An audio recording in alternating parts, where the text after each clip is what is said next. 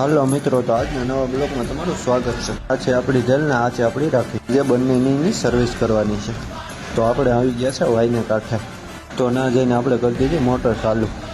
તો ચેક કરી લીધું, પાણી તો બરાબર આવે છે ને. ક્યાંય જોઈ ક્યાં તો કુંડા બહાર પાણી જતું હતું. પછી આપણે ચડાવી દીધું વાક્યું, ત્યાં ચડાવીને કરી દીધું નાના કુંડામાં. નાના કુંડા ભરાઈ જાય પછી આપણે નીકળી જાય મોટર બંધ કરવા. આવી ગયા તો આપણે મોટર બંધ કરીને પાછા નીકળી ગયા છે વાડા તરફ. વાડે આવીને રાખીને છોડીને આપણે એને પાઈ લઈએ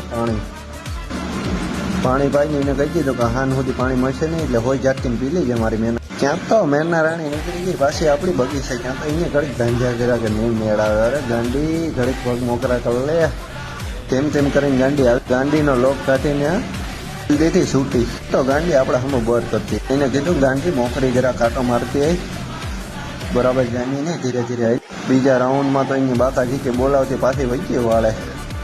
કાંઈ જોઈ કહેતા ધારિયામાં રમછકડી બોલાવતી હતી, નાથી આપણે એને કરી લીધી ગિરફ્તાર કરીને હાલ એને કે બાંધીને તને સર્વિસ કરી નાખું.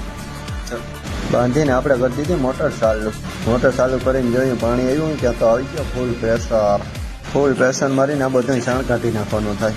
નાખતો તો ગધેરની હકની ઉગતી જ નથી.